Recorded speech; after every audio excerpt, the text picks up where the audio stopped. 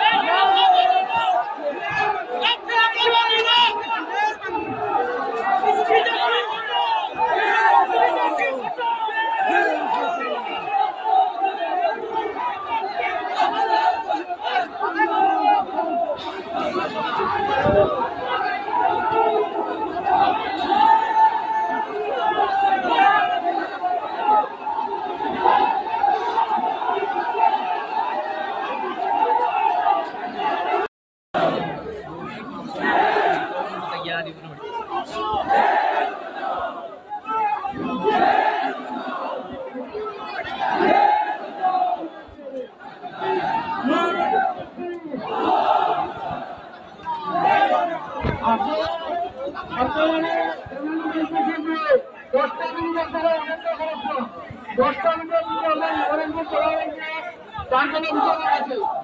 এরপরে আপনারা স্লোগান দিতে পারেন, 10টা মিনিট লাগি আপনারা অনুরোধ করা হয় 10টা মিনিট আপনারা অপেক্ষা করুন।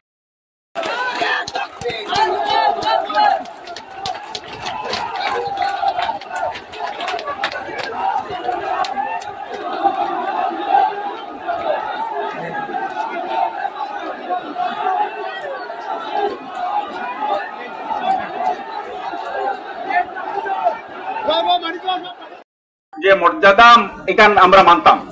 প্রথম নম্বর, আমরা আজকে আইসি অনারেবল সার্কেল অফিসার ডে এই সার্কুলারটা দিবার লাগিয়া, এই মেমোরেন্ডামটা দিবার লাগে কিতা কারণ হইল এই যে ওয়াক বিল যেটা আইছে এটা খালা কানুন, এটার উদ্দেশ্য আমরা চাইনি না চাই না। এই খালা কানুন ওয়াপস লও লাগবো, কেটা লাগে লোয়া লাগবো 2 মাস মাতি আমরা মাত শেষ। আমরা পয়লা আমরা নাম আমরা মুসলমান, 2 আমরা রে সকল ফইলা ইন্ডিয়ার ইতিহাস, 1 মিনিট, ইন্ডিয়ার ইতিহাসে সকল ফইলা এক কানুন আইছে যেখানে আগে জানতাম মুসলমান আর হিন্দুরে ভাগাভাগি করে, এখন আমরা মুসলমানরে ভাগাভাগি করেন। কিভাবে করেন? একজন দেখো প্র্যাকটিসিং মুসলিম আর আরেকজন দেখো নন প্র্যাকটিসিং মুসলিম। আমরার কলিমা তৈয়্যিবর বাদে আর কোনো ডিস্টিংশন নাই। আমরার ব্যবহারে বালা পাইয়া যদি কোন নন মুসলিম আমরার কলিমা তৈয়্যিব লা ইলাহা ইল্লাল্লাহ তানরে 5 বছর অপেক্ষা করা লাগবে তাইন ডোনার মেম্বার হইবার লাগিয়া, যেটা আমরা মানি না। অনারেবল সার্কেল অফিসার, আপনার থ্রুতে আমরা এই মেমোরেন্ডামটা আমরা আপনারা দিয়ার, আপনি এটা অনারেবল প্রেসিডেন্ট হিসেবে। আজ শ্রীভূমি এপিডিসিএল কার্যালয় প্রাঙ্গণে অল আসাম ইলেকট্রিসিটি কনজিউমার অ্যাসোসিয়েশনের এক প্রতিবাদ কার্যসূচি অনুষ্ঠিত হয়। আজ শ্রীভূমির এপিডিসিএল কার্যালয় প্রাঙ্গণে অল আসাম ইলেকট্রিসিটি কনজিউমার্স অ্যাসোসিয়েশনের এক প্রতিবাদ কার্যসূচি অনুষ্ঠিত হয়। বিদ্যুৎ খণ্ডের বেসরকারীকরণের ষড়যন্ত্র বন্ধ, স্মার্ট মিটার বাতিল, টিওডি বাতিল, বিদ্যুৎ সংশোধনী বিল বাতিল করার দাবি, এভাবে বিভিন্ন দাবি দাওয়া নিয়ে প্রতিবাদ সপ্তাহ হিসেবে আজ প্রতিবাদ সাব্যস্ত করলেন শ্রীভূমি জেলায়।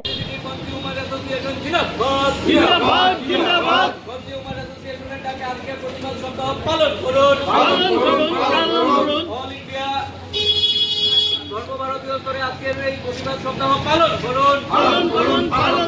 অল ইন্ডিয়া ইলেকট্রিসিটি কনজিউমার অ্যাসোসিয়েশনের ডাকে 1 তারিখ থেকে 7 তারিখ পর্যন্ত প্রতিবাদ সপ্তাহ পালন করুন। বিদ্যুৎ খণ্ডের বেসরকারীকরণ রোধ করো। বিদ্যুৎ খণ্ডের বেসরকারীকরণ মানছি না, মানব না। জোর করে স্মার্ট মিটার প্রতিষ্ঠান করা যাবে না। স্মার্ট মিটার অবিলম্বে বাতিল করো। স্মার্ট মিটার অবিলম্বে বাতিল করো। বিদ্যুৎ সংশোধনী 2022 অবিলম্বে বাতিল করতে হবে। বিদ্যুৎ সংশোধনী বিল 2022 অবিলম্বে। বন্ধুগণ, আমরা অল আসাম ইলেকট্রিসিটি কনজিউমার অ্যাসোসিয়েশনের পক্ষ থেকে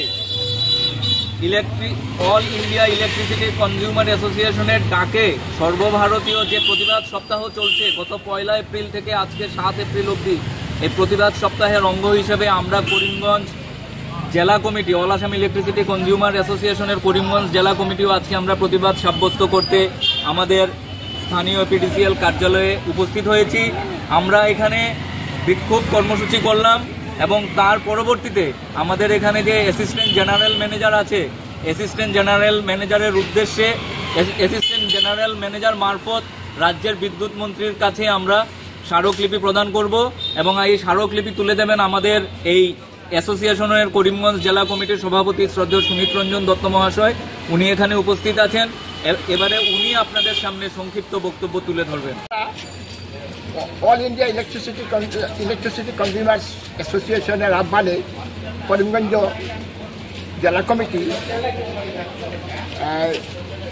কমিটি আমরা প্রতিবাদ দিবস পালন করছি। এই প্রতিবাদ দিবস all India electricity consumer association গত মাসের মার্চ মাসের 4 এবং 5 তারিখ দিল্লিতে কনভেনশন হয়েছিল। সেই কনভেনশনের সিদ্ধান্ত মর্মে আজ আমরা এই প্রতিবাদ দিবস পালন করছি। এই প্রতিবাদ দিবসের মূল উদ্দেশ্য হচ্ছে মূলত 3টি। একটা 2022 ইংরেজিতে একটা ইলেকট্রিসিটি বিল আনা হয়েছে এবং সেই বিলটি বর্তমানে পার্লামেন্টারি কমিটির কাছে আছে তারা সিদ্ধান্ত নেবে ওই বিল গ্রহণ করার হবে কিনা। আর দ্বিতীয়ত বর্তমানে এই চলিত মাসের 1 তারিখ থেকে যে TOD system time off day আসছে, মানে একটা দিনকে 3 ভাগে ভাগ করে রেট অফ বিদ্যুতের হার ঠিক 3 ভাগে বিভক্ত করা হয়েছে। এতে সাধারণ গ্রাহকগণ আগের চেয়ে অনেক বেশি মূল্য দিতে হবে। সেই ব্যবস্থা প্রত্যাহার করার জন্য আমরা আজকের এই প্রতিবাদ দিবস পালন করছি। তারপরেও আছে এই যে জোর করে প্রত্যেকের ঘরে স্মার্ট মিটার প্রতিস্থাপন করা হচ্ছে, সেই স্মার্ট মিটার বর্তমানে প্রত্যাহার করে নিয়ে আগের মতোই ডিজিটাল মিটার প্রতিস্থাপন করার জন্য আমরা এই আজকের বিক্ষোভ কর্মসূচি এবং বিভাগীয় মন্ত্রীর কাছে আমরা আবেদন করছি, যাতে আমাদের আবেদনের সাড়া দিয়ে আমাদের যে সাধারণ গ্রাহকদের স্বার্থে যেন সরকারের কাজ করে, সেটাই আমাদের। শ্রীভূমি জেলার দক্ষিণ করিমগঞ্জ সমষ্টিতে শূন্য হয়ে গেল নাকি অগপ, এমনটা যেন সবার মুখে চর্চিত হচ্ছে বর্তমানে। শ্রীভূমি জেলার দক্ষিণ করিমগঞ্জ সমষ্টিতে শূন্য হয়ে গেল নাকি অগপ, এমনটা যেন সবার মুখে চর্চিত হচ্ছে বর্তমানে।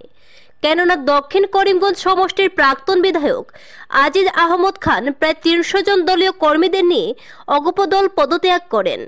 যেহেতু অসম গণপরিষদ দলটি ছিল অসমের সব জনগোষ্ঠী নিয়ে, কিন্তু বর্তমানে লোকসভা ও রাজ্যসভায় ওয়াকফ সংশোধনী বিল পাশ পরিপ্রেক্ষিতে অগপ দল সমর্থন করায় সর্বভারতীয় মুসলিম পার্সোনেল বোর্ড তা থেকে বিরত থাকার নির্দেশ তাদের দল থেকে পদত্যাগ, এমনটা উল্লেখ করেন দলের সম্পাদক তথা প্রাক্তন বিধায়ক আজিজ মোহাম্মদ খান। তিনি এও বলেন, এখনো পর্যন্ত কোন দলে ভিড়বেন তা তারা বর্তমানে সিদ্ধান্ত নেননি। দক্ষিণ করিমগঞ্জ সমষ্টির 27টি জিপির জনগণের সঙ্গে আলোচনা করে পরবর্তীতে তারা সিদ্ধান্ত নেবেন। হয়তো কংগ্রেস দলে ভিড়তে পারেন এমনটা ধারণা করা হচ্ছে, কেননা সমষ্টির বর্তমান বিধায়ক সিদ্দিক আহমদ অগপ দলে যোগদান করার প্রবল সম্ভাবনা, তাই প্রাক্তন বিধায়ক অগপ দল পদত্যাগ করতে পারেন এও উড়িয়ে দেওয়া যাচ্ছে না।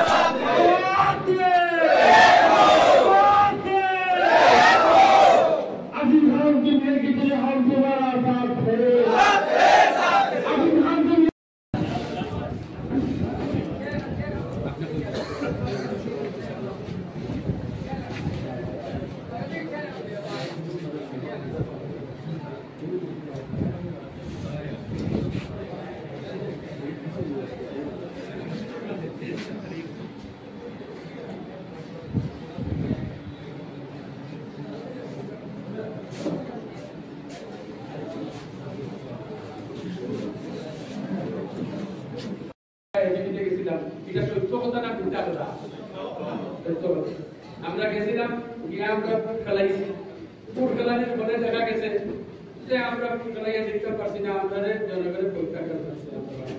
তখন আমরা বিগত 4 বছর আমরা নিয়োগ ভূমিকা পালন করছি, যারা দেওয়া হয়েছে জনগণের যারা দিয়েছে আমরাও মানিয়ে নিচ্ছি কি তাই এই বিধানসভা। আমাদের অসম গণপরিষদ দলের আমি সম্পাদক ছিলাম আসামে। আমি পদ থেকে নিজে ইচ্ছা সক্রিয়ভাবে প্রত্যাহার করে নিয়েছি, কারণ অসম গণপরিষদ দল ছিল অসমের সমস্ত জনগোষ্ঠীর নিয়ে ছিল, কিন্তু আজকের দিনে দেখা গিয়েছে যে আমাদের ওয়াকফ বিলের সংশোধনী যে বিলটা পার্লামেন্টে উপস্থিত হয়েছে সেইটাই অসম গণপরিষদ দলের সমর্থন করেছে, যার কারণে মুসলিম পার্সোনেল ল বোর্ড ভারতবর্ষে ঘোষণা করেছে যে সমস্ত সংগঠন মুসলিমের তারা বিরত থাকার জন্য। সেই জন্যই আমি অসম গণপরিষদ দল থেকে প্রাথমিক সদস্য পদ এবং আমার যতটা পদ আছে সব থেকে আমি রিজাইন করেছি। আগামী দিনে হ্যাঁ, আজকের দিনে কোনো চিন্তা নেই, কারণ আমার সমষ্টিটা করিমগঞ্জ জেলার মধ্যে সবচেয়ে বড় সমষ্টি, দক্ষিণ করিমগঞ্জ সমষ্টি 27টা জিপি নিয়ে আমরা আলোচনা করেছি এবং আপনাদের এই প্রেস কনফারেন্সের পরে আমরা আরো কিছু আলোচনা করে নিব যে আমরা একটা কমিটি গঠন করব। সেই কমিটির দ্বারা আমাদের দক্ষিণ করিমগঞ্জ সমষ্টির 27টি জিপির মধ্যে যাবেন, ওনারা গিয়ে মানুষের সম্মুখে বলবেন যে আমরা কি করব, মানুষে যেটা জনগণে যেটা ডিসাইড করব সেই ডিসাইড অনুযায়ী আমরা যাব। আমার বিধান পরিষদে যেটা আছে 51 জনের বিধান পরিষদের সমষ্টি আছে, আমার সভাপতি, সম্পাদক, ভাইস প্রেসিডেন্ট, সহসভাপতি যতজনই আছে সবাই পদত্যাগ করেছে। মহিলা কমিটিও পদত্যাগ করেছে, যুব কমিটিও আছে এখানে পদত্যাগ করবে, এবং আমার ছাত্র পরিষদও আছে।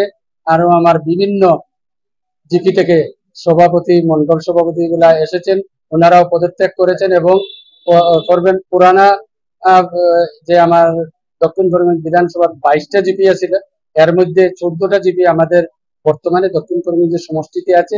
এই 14টা জিপির সভাপতি সবাই পদত্যাগ করে নেবে এবং প্রাথমিক সদস্য পদ থেকে আরো বিভিন্ন পদাধিকারী যারা আছে সবাই আজকে এখান থেকে পদত্যাগ করবে। অপহরণ করে প্রাণে মারার হুমকি এবার হিন্দু রক্ষী দলের কর্মীদের, তাই হুমকি প্রদানকারীদের বিরুদ্ধে আউটপোস্টে মামলা সংগঠন কর্মীদের। অপহরণ করে প্রাণে মারার হুমকি এবার হিন্দু রক্ষী দলের কর্মীদের, তাই হুমকি প্রদানকারীদের বিরুদ্ধে লঙ্গাই আউটপোস্টে মামলা সংগঠন কর্মীদের।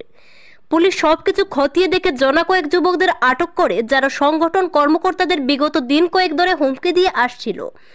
ঘটনা মতে হিন্দু রক্ষী দল সংগঠনের কর্মীদের অপহরণ করতে, প্রাণে মারতে উদ্যত হয় ভিন্ন ধর্মী জনা কয়েক যুবক। এমনকি ফেসবুকে খানিকটা উত্তেজনামূলক টুকরো লাগিয়ে সমাজে শান্তিপ্রিয় হিন্দু ইসলাম ধর্মীদের মধ্যে সম্পর্ক নষ্ট করার ষড়যন্ত্র করে আসছিল। তাই হিন্দু রক্ষী দলের ঊর্ধ্বতন কর্মকর্তারা তা অবগত হতে পারায় লঙ্গাই থানায় তাদের বিরুদ্ধে মামলা দায়ের করেন। পুলিশ সবকিছু খতিয়ে দেখে জনা কয়েক যুবকদের আটক করে। হিন্দু রক্ষী দলের কর্মকর্তাদের সাফ কথা, সংগঠনের কর্মকর্তাদের যারা প্রাণে মারার হুমকি প্রদান করেছে তারা কি বাংলাদেশি নাকি পাকিস্তানের বা ISI এর লোক, না হলে হিন্দুদের স্বার্থে ওই সংগঠন দিবারাত কাজ করে যাচ্ছে, তাদের কিনা প্রাণে মারার হুমকি। হিন্দু ও ইসলাম ধর্মাবলম্বীদের মধ্যে বিভাজনের প্রয়াসে যারা চক্রান্ত করছে তাদের চিহ্নিত করে শাস্তি প্রদানের প্রশাসনের কাছে কাতর আবেদন সংগঠনের কর্মকর্তাদের।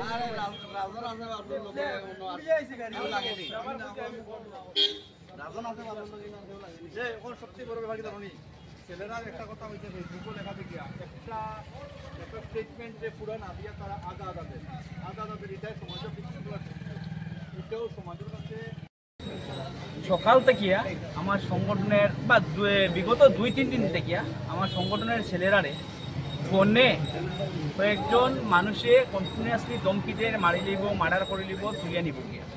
প্লাস ফেসবুকে একটা ভিডিওরে কাটিয়া একটু টুমা নিয়ে ফেসবুকে এটারে রোস্ট মারাইয়া হিন্দু মুসলমানে দাঙ্গা লাগাইবার একটা দুষ্কৃতি চক্রান্ত করে, যাতে আগামী দিনে আমার সমাজের মধ্যে একটা বিশৃঙ্খলা সৃষ্টি হয়। এর পরিপ্রেক্ষিতে আজকে আমার সংগঠনের একটা কার্যকর্তারে, ইভেন আমারে পর্যন্ত ফোন দিয়া থ্রেট করা হয়েছে। আমার কার্যকর্তা একজনকে হিন্দু রক্ষী দলের কার্যকর্তারে ফোন দিয়া থ্রেট করিয়া কইছে লঙ্গাই আয়, সেটেলমেন্ট আয়, বটরসি আয়, যে যে জায়গাতে কইছে আমার কার্যকর্তা গুলা এই জায়গাতে গেছে। ইভেন বিকালের সময় হয়েছে, এই সময় আমরা থানার লোকে যোগাযোগ করিয়া, প্রশাসনের লোকে যোগাযোগ করিয়া লঙ্গাইয়ের সময় টাইম দিচ্ছে, লঙ্গাইয়ে আমরাও আইছি। আর পরে এই জায়গাতে দেখি 50টা মানুষ ছেলেরা এই জায়গাতে আইছে আমার সংগঠনের ছেলেটারে অ্যাটাক করার লাগিয়া। এই জায়গাতে আমরাও আইছি, তারাও আইছে, প্রশাসনের লগালগ এইগুলা ছেলেরারে অ্যারেস্ট করিয়া লঙ্গাই থানাতে আনছে। আজকের দিনে যেগুলা ছেলেরা আইছে তারার পিছে বাংলাদেশপন্থী, পাকিস্তানপন্থী, ISI এর কোনো হাত আসেনি। পাকিস্তানপন্থী মৌলবাদী মুসলমান যারা আছে এরা এটার মধ্যে ইন্ধন যোগাননি, যাতে আমার শ্রীভূমি জেলা, আমার আসাম জেলা যাতে একটা ভয়ঙ্কর রূপ হয়ে দাঁড়ায়, যাতে হিন্দু মুসলমানের দাঙ্গা লাগে, এটা নিয়ে একটা চক্রান্ত চলে। আমি আমার আইনের উপরে বিশ্বাস করি, আইনের কাছে আমি সম্পূর্ণ সমঝিয়ে দিছি। আমি আমার আইন দিয়ে প্রশাসনকে অনুরোধ করিয়া যেভাবে ছেলেরা একলগে 50টা-60টা ছেলে আইয়া আমরা সংগঠনের ছেলেরা অ্যাটাক করার চেষ্টা করছে। কালীগঞ্জের রানীর পাড়ে ভয়ঙ্কর অগ্নিকাণ্ড, পুড়ে ছাই 5টি দোকান, 25 লক্ষ টাকার ক্ষয়ক্ষতি। কালীগঞ্জের রানীর পাড়ে ভয়ঙ্কর অগ্নিকাণ্ড, পুড়ে ছাই 5টি দোকান, 25 লক্ষ টাকার ক্ষয়ক্ষতি। অগ্নিকাণ্ডের এই ঘটনাটি সংঘটিত হয়েছে আজ ভোর আনুমানিক 4টায় কালীগঞ্জের রানীরপাড় খালের পাড়ে। আগুনের লেলিহান শিকা মুহূর্তের মধ্যে গ্রাস করে ফেলে 5টি দোকান। ঘটনার বিবরণে জানা গেছে, প্রতিদিনের মতো রাতে দোকান বন্ধ করে খাওয়া দাওয়া শেষে দোকানিরা নিজ নিজ বাড়িতে গিয়ে ঘুমিয়ে পড়ে। ভোরে চিৎকার শুনে আগুন নেভাতে এগিয়ে আসেন গ্রামবাসী। খবর পাঠানো হয় কালীগঞ্জ পুলিশে ও শ্রীভূমি অগ্নি নির্বাপক বাহিনীকে। ঘটনার খবর পেয়ে কালীগঞ্জ পুলিশ ফাঁড়ির ইনচার্জ ছরিমুল ইসলাম মজুমদার দলবল নিয়ে ঘটনাস্থলে পৌঁছান এবং প্রাথমিক তদন্ত শুরু করেন।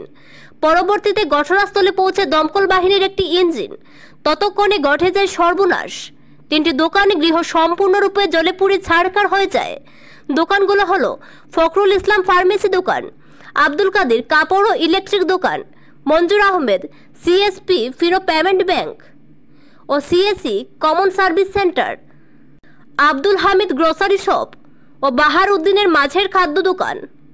পরে দোকানে আব্দুল কাদের সংবাদ মাধ্যমে কথা বলতে গিয়ে জানান, গতরাত আনুমানিক 2টা থেকে বৃষ্টিপাতের কারণে বিদ্যুৎহীন ছিল গোটা অঞ্চল। তাই আগুন লাগার কারণ বিদ্যুৎ শর্ট সার্কিট হতে পারে না। তিনি অভিযোগ করে বলেন, পাশের দোকানের সঙ্গে তার কিছুটা সম্পর্ক ভালো না থাকার কারণটাই হতে পারে আগুন লাগার মূল কারণ।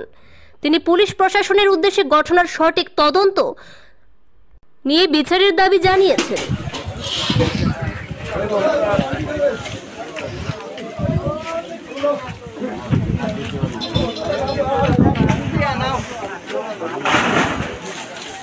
বাতাসে আগুন ধরে ফেলে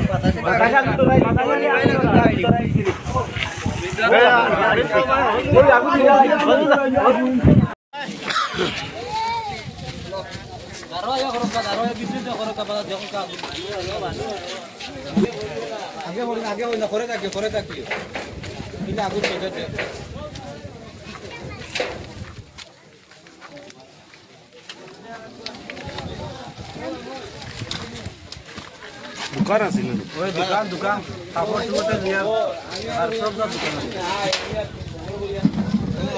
আছে সবটা বিক্রি গেল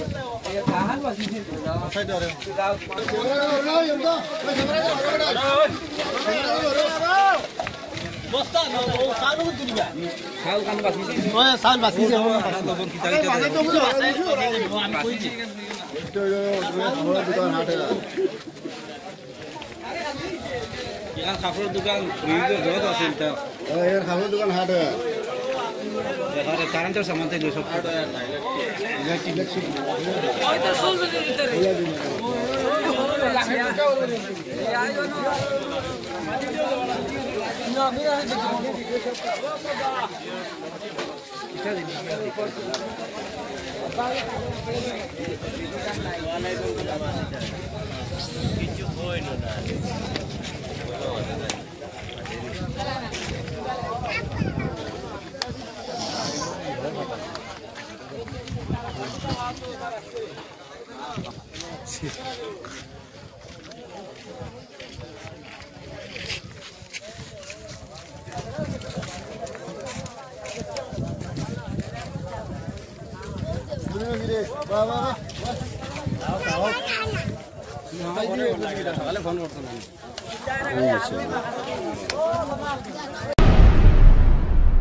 কাছাড়ের ধলাই কাটাগালে পত্নীর রহস্যজনক মৃত্যুকে কেন্দ্র করে চাঞ্চল্যকর সৃষ্টি হয়। মৃত পত্নীর নাম হুসনা বেগম। কাছাড়ের ধলাই কাটাকালে পত্নীর রহস্যজনক মৃত্যুকে কেন্দ্র করে চাঞ্চল্যকর সৃষ্টি হয়। মৃত পত্নীর নাম হুসনা বেগম। মৃত পত্নীর পিতৃপরিবারের অভিযোগ পরিকল্পিত হত্যাকাণ্ড। স্বামী দিলবার হোসেন গলা টিপে হত্যা করেছে হুসনা বেগমকে। জানা মতে গত 3 বছর পূর্বে সোনাই বাউরিখান্দির হুসনা বেগম ধলাই কাটাকালের দিলবার হোসেনের সঙ্গে বিবাহ বন্ধনে আবদ্ধ হয়। বিবাহের পর থেকে যৌতুকের দাবিতে হুসনা বেগমকে শারীরিক ও মানসিক নির্যাতন চালিয়ে আসছিল স্বামী দিলবার।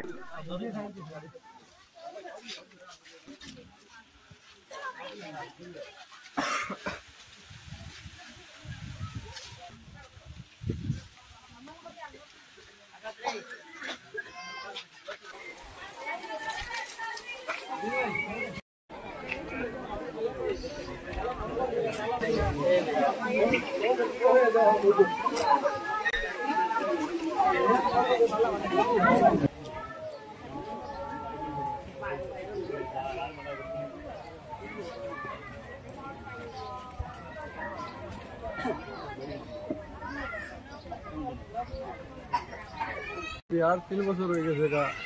আগে যৌতুকর লাগে মোটামুটি আমার পুরীর সব সময় মারা ধরা করে যৌতুক হয়। গতকালকে অন্য মানুষের জন্য ফোন করে কইছে তোমার পুরী বেউস হওয়ার পরে ফোন কাটি লেগেছেন। এরপরে ফোন মারতে মারতে তারা ফোন রিসিভ করে না। 9টা সাড়ে 9টা ওইটার সময় অন্য মানুষও কইছে যে তোরা মেয়ে মারা গেছে। যৌতুকর লাগে সবসময় ভিটা ফেসিটে করে। আর আমরা দুইবার না 3বার গিয়ে বিচার উচার করে দিয়া হাতো বাবু ধরাই দিয়ে আইছি। সবসময় মারা ধরা করে পুলিশ যাওয়ার পরে ওখান থেকে লাখ লইয়া পারে গিয়ে কাছে দাবি চাই আর আমার উপযুক্ত বিচার চাই।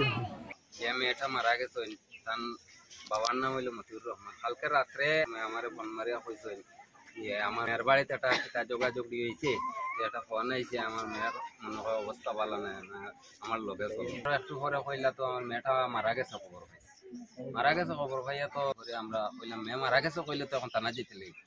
গিয়া খোঁজদর থানাত গিয়ে ঢুকেছি, ঢুকে সার্ডে হওয়ার সঙ্গে সঙ্গে স্যারে আমরা সঙ্গে নিয়ে তাই জায়গা গিয়েছেন, জায়গা গিয়ে ভিজিট করিয়া দিয়েছেন যে মেয়েটা হাসাও মারা গেছে। মানুষে বেশি মানুষ জমেছে নিলে সেও মারছেন না, মানে কোনো মাত নাই। খবর পাইছি যে সারা বিকাল মেয়েটা আটাআটি করছে, হবাড়ি আওয়াজ যাওয়া ফাঁকাইছে, কোনো জাত অসুবিধা নাই। হঠাৎ করিয়া দেখা যায় এই বাড়ির মানুষ দৌড় খান, তারা গ্রামের মানুষ হয়। তাই মেয়েটারে আমরা বুঝছি যে এটা মারা হয়েছে। এখন আমরা দাবি হইল গিয়া এটারে উচিত বিচার, যাতে এই মেয়ের বাবায় আমরা গ্রামের মানুষের উচিত বিচারটা কিভাবে পাইতাম। দেওয়া হয়েছে যে তার স্বামী, তার শাশুড়ি, তার শ্বশুর। স্বামীর নাম দিলবার, সেলিমুদ্দিন বাবার নাম, মার নামটা তো জানা নাই। দিলবার যে ছেলে তারে অ্যারেস্ট করিয়ে আনা হয়েছে। পুরাতন ঝগড়ার বহিঃপ্রকাশ, প্রতিবেশীর আক্রমণে গুরুতর আহত 13 বছরের কিশোর। পুরাতন ঝগড়ার বহিঃপ্রকাশ, প্রতিবেশীর আক্রমণে গুরুতর আহত 13 বছরের কিশোর।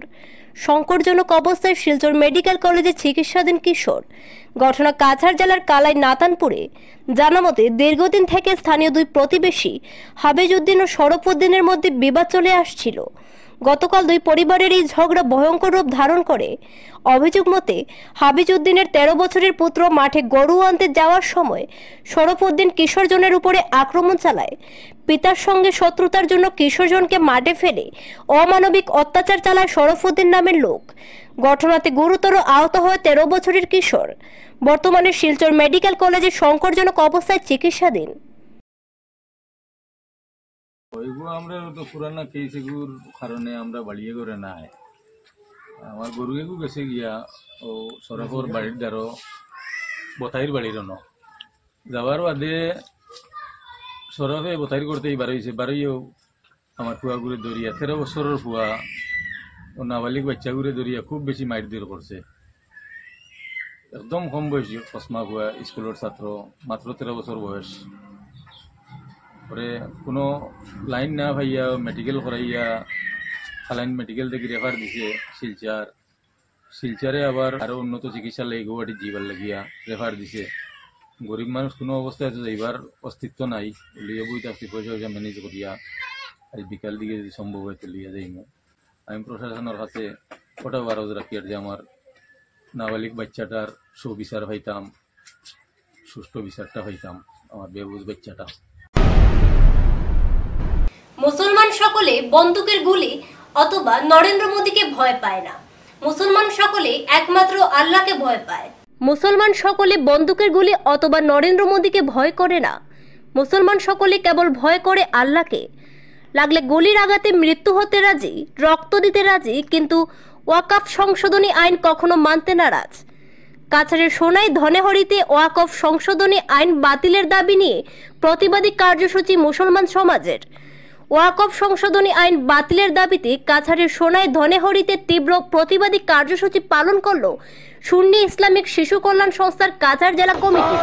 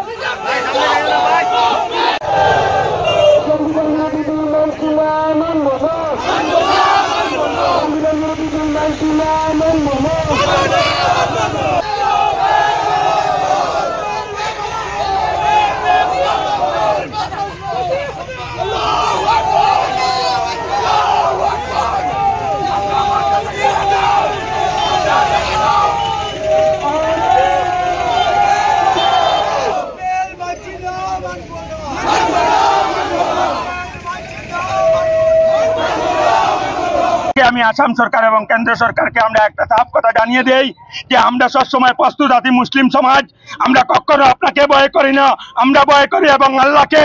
আমরা কখনো ভয় করি না সরকারকে, কখনো ভয় করি না গোলা বারুদকে। আমরা সেই মোহাম্মদ রাসূলুল্লাহ এবং আল্লাহর কারণে আমরা বুক দিতে বাধ্য হচ্ছি, আমাদের বউকে বিধবা করতে বাধ্য হচ্ছি। আমরা মাতৃহারা চাই, আমরা পিতৃহারা হইতে চাই, কিন্তু সেই ওয়াকফ আমরা কখনো মানবো না। আমরা কেন্দ্র সরকারকে চাপ জানিয়ে দেই, আমরা আগামী দিনে সেই আসাম সরকারের বিরুদ্ধে এবং কেন্দ্র সরকারের বিরুদ্ধে এই যে ওয়াকফ বিল করা হয়েছে আমাদের মসজিদের স্বার্থে, আমাদের মাদ্রাসার স্বার্থে, আমরা সমস্ত কাছাড় ডিস্ট্রিক্টের আমরা যত অফিস আছে সব বন্ধ করে দেব। যদি আমরা পুলিশে গুল্লি করতে আমরা বাধ্য আছি। আমরা প্রশাসনকে বলতে চাই, আমরা কে এখন গুল্লি করা হোক। ওয়াকফ অ্যামেন্ডমেন্ট বিল 2025 যেটা সংসদে পাস হয়েছে, সেই বিলের বিরুদ্ধে আজকে এই এলাকার জনগণ কানে এক হয়ে প্রোটেস্ট স্টেজ করতেছি। আমরা সরকারের কাছে এই বার্তা দিতে চাই যে সংবিধান বিরোধী এই বিলকে আমরা ভারতবাসী কোনো অবস্থায় মেনে নিতে পারছি না। আমরা সংবিধান রক্ষার্থে প্রয়োজনে আমাদের রক্ত ঝরাবো, আমাদের প্রশাসনিক বাধা আসুক, বাধাকে টপকে আমরা সংবিধান রক্ষা করব, আমরা আমাদের অধিকার সাব্যস্ত করব। আমরা অধিকার সাব্যস্ত করতে এক ইঞ্চি পিছু পা উঠবো না। আমরা ভারতকে সুরক্ষিত করব, আমরা এই দেশের সংবিধানকে সুরক্ষিত করব, আমাদের রক্তবিন্দু দিয়ে সংবিধানকে বাঁচাবো, আমরা দেশকে বাঁচাবো। সেই বার্তা আমরা ভারত সরকারকে দিতে চাই। আমরা কোনো স্বৈরতান্ত্রিক শাসন মেনে নিতে পারবো না। শ্রীভূমি জেলার আন্তর্জাতিক সীমান্ত এলাকায় বিএনএসএস এর 163 ধারায় নিষেধাজ্ঞা জারি। শ্রীভূমি জেলার আন্তর্জাতিক সীমান্ত এলাকায় বিএনএসএস এর 163 ধারায় নিষেধাজ্ঞা জারি। শ্রীভূমির জেলা ম্যাজিস্ট্রেট ভারতীয় নাগরিক সুরক্ষা সংহিতার 163 ধারার অধীনে শ্রীভূমি জেলার ভারত বাংলাদেশ সীমান্ত এলাকায় এক আদেশে বেশ কিছু নিষেধাজ্ঞা জারি করেছেন। এতে জানানো হয়েছে যে জেলায় নাশকতাকারীদের চলাচলের ফলে আইন শৃঙ্খলাজনিত সমস্যা সৃষ্টি হওয়ার সম্ভাবনা রয়েছে। পাশাপাশি বিভিন্ন সামগ্রী, গরু ইত্যাদি জেলার সীমান্ত এলাকা দিয়ে অবৈধ সরবরাহ সম্ভাবনা রয়েছে, যা থেকে বিশৃঙ্খলার সৃষ্টি হতে পারে। On request of BSF that from sunset to sunrise, to curb the illegal activities across the border, we have imposed certain restrictions which are regular in nature, which have always been imposed. That boating in river Kushiara for the purpose of fishing, and no person shall move near the river Kushiara near border fencing between sunset to sunrise, and 500 meter के अंदर Bangladesh border के sunset to sunrise movement avoid करना है। और कोई vehicle, ठेला, rickshaw, इन सब चीजों से शुगर, राइस, व्हीट, ये सब चीज मतलब within 5 kilometer of belt inside the district boundary along Indo-Bangladesh border, ये सब अवॉइड करना है। इतना ही है। These are just the regular orders, nothing to panic. There is nothing that demands extra attention. These are just regular orders which are issued from the district administration from time to time. Thank you. Karimganj জেলা যুব কংগ্রেসের সভাপতি হিসেবে নিযুক্তি পেলেন নিজামুদ্দিন। করিমগঞ্জ জেলা যুব কংগ্রেসের সভাপতি হিসেবে নিযুক্তি পেলেন নিজামুদ্দিন। পাশাপাশি তিনি কার্যকরী সভাপতি হিসেবে নিযুক্তি পেয়েছেন আশরাফুল চৌধুরী নূর, বিকি কুড়ি এবং রাজন চৌধুরী। সোমবার তাদেরকে জেলা কংগ্রেসের পক্ষ থেকে উষ্ণ সংবর্ধনা জ্ঞাপন করা হয়। জেলা সভাপতি রজত চক্রবর্তীর পৌরোহিত্যে ইন্দিরা ভবনে অনুষ্ঠিত সভায় নবনিযুক্ত যুব কংগ্রেস সভাপতি নিজামুদ্দিনকে উত্তরীয় দিয়ে সংবর্ধনা জানান কংগ্রেস নেতারা। এই উপলক্ষে অনুষ্ঠিত সভায় জেলা সভাপতি রজত চক্রবর্তী নবনিযুক্ত যুব নেতাদের প্রশংসা করার পাশাপাশি বর্তমান বিজেপি সরকারের নীতির তীব্র সমালোচনা করেন। বর্ষিয়ান কংগ্রেস নেতা তথা প্রাক্তন জেলা সভাপতি সতু রায় তার ভাষণে বিজেপির অপশাসনের বিরুদ্ধে যুব ব্রিগেডকে মাঠে ঝাঁপিয়ে পড়ার পরামর্শ দেন। যুব কংগ্রেসের দায়িত্বে থাকা জেলা কংগ্রেসের প্রশাসনিক সাধারণ সম্পাদক সুব্রত দেব তার ভাষণে বিজেপির সমালোচনা করে বলেন, বিজেপি এখন পর্যন্ত যেসব সিদ্ধান্ত নিয়েছে সবগুলোই জনবিরোধী। উদাহরণস্বরূপ নোটবন্দি, জিএসটি আইন আর এখন ওয়াকফ আইন, এসবই বিজেপির বিভাজন নীতির বহিঃপ্রকাশ বলে মন্তব্য করেন সুব্রত। এদিনের সভায় সন্দীপ নন্দী, সোহেল চৌধুরী, কবির আহমেদ প্রমুখ ছিলেন। সেটা প্রমাণিত হবে এবং আমরা সবাই নিযুক্ত সভাপতি আপনি কি বলবেন? আমি প্রথমে আসাম প্রদেশ যুব কংগ্রেসের মাননীয় সভাপতি জুবাইর ইনাম ভাইকে অসংখ্য ধন্যবাদ জ্ঞাপন করছি। আজকে আমাদের দীর্ঘদিন থেকে করিমগঞ্জ জেলা যুব কংগ্রেসের এই পদটি খালি ছিল। উনি অত্যন্ত দক্ষতার সহিত আমাকে জেলা যুব কংগ্রেসের সভাপতি হিসেবে দায়িত্ব দিয়েছেন এবং আরও 3 জনকে কার্যকারী সভাপতি হিসেবে দায়িত্ব দিয়েছেন। তাই আজকে এই দুর্দায়িত্ব পেয়ে আমি সবার সহযোগিতা কামনা করছি আজকের দিনে, এবং সবাইকে নিয়ে আগামী দিনে আমাদের যে পঞ্চায়েত নির্বাচন, এই পঞ্চায়েত নির্বাচনে আমি আমাদের এই সংগঠনকে, বিশেষ করে যুব কংগ্রেস যাকে কংগ্রেস দলের মেরুদণ্ড বলা হয়, এই সংগঠনকে একটা শক্তিশালী রূপ দিতে এবং সমস্ত আপনারা জানেন বিগত 1.5 বছর আগে যখন যুব কংগ্রেসের ইলেকশন হয়েছিল তখন সারা আসামের মধ্যে আমাদের করিমগঞ্জ জেলা থেকে প্রায় 16,000 মেম্বারশিপ হয়েছিল যুব কংগ্রেসের। তাই এই 16,000 মেম্বার তো সবাইকে পাওয়া সম্ভব না হলেও আমরা আনুমানিক 1,000 জনের একটা টিম করিমগঞ্জ জেলাতে শক্তিশালী হিসাবে গড়ে তুলতে চাই, যাতে আগামী পঞ্চায়েত নির্বাচন এবং 2026-এর বিধানসভা নির্বাচনে আমাদের যুব কংগ্রেস একটা বিশেষ ভূমিকা রাখতে পারে। আমরা আমাদের এই ভূমিকা পালন করতে গিয়ে আমরা আমাদের সংগঠনকে শক্তিশালী করার দিকে প্রথমে গুরুত্ব দেব এবং আগামী পঞ্চায়েত নির্বাচনে আমরা ঐক্যবদ্ধভাবে যুব কংগ্রেস থেকে কংগ্রেস দলের প্রত্যেকজন ক্যান্ডিডেটকে জিতিয়ে আনার জন্য আমরা আপ্রাণ চেষ্টা চালিয়ে যাব। যুব কংগ্রেস সভাপতি হিসাবে আজ আপনি সংগঠিত হলেন, সামনেই রয়েছে পঞ্চায়েত নির্বাচন। কোন দুটো ইস্যু আপনি শ্রীভূমি তুলে ধরবেন পঞ্চায়েত নির্বাচন? আমাদের কংগ্রেস সংগঠনের পক্ষ থেকে আমাদের আগামী পঞ্চায়েত নির্বাচনকে সম্মুখে রেখে বিজেপি সরকারের বিভিন্ন ধরনের জনবিরোধী যেগুলা প্রকল্প রয়েছে, যেগুলা দুর্নীতি রয়েছে, সেই দুর্নীতিগুলোকে সম্মুখে তুলে ধরব এবং বিশেষ করে আমাদের এই দেশের মধ্যে যাতে একটা ভ্রাতৃত্ববোধ সম্পর্ক গড়ে ওঠে, ঐক্যতাবোধ সম্পর্ক গড়ে ওঠে এবং উন্নয়নকে, বিশেষ করে উন্নয়নকে গ্রামেগঞ্জে যেভাবে আমরা দেখুন উন্নয়ন বলতেই কিছু হয়নি, সেই গ্রামেগঞ্জে যাতে উন্নয়নের বিশেষ ভূমিকা পালন করতে পারি, তাই এই উন্নয়নকে সামনে রেখে আমরা আমাদের কার্যকলাপ চালিয়ে যাব। মাননীয় বিধায়ক কমলাক্ষর দেবপুর চেষ্টা করেন কংগ্রেস, তারপরে তুমি বিজেপির হয়ে প্রচার করছেন, যুব কংগ্রেস সভাপতি হিসাবে আপনি কি ওনার বহিষ্কারের দাবি তুলবেন? আমাদের সংগঠনের তরফ থেকে তো ওনাকে বারবার বলা হয়েছে, আপনি যদি বিজেপিকে ভালোবাসেন, যে বিজেপির প্রতি আপনার আকৃষ্টতা থাকে, তাহলে রি-ইলেকশন করে নিন। উনি তো সেই সাহস দেখাচ্ছেন না, সেখানে আমাদের আর বলার নেই। সেটা আমাদের আসাম রাজ্যিক কংগ্রেসের সভাপতি ভূপেন বরা মহাশয় ভালোভাবে বলতে পারেন, সেটা আমাদের এখতিয়ারে নয়, যুব কংগ্রেসের এখতিয়ারে নয়। নিশ্চয়ই আমরা আমাদের সাংগঠনিক দিক দিয়ে এই ব্যাপারে আলোচনা হবে।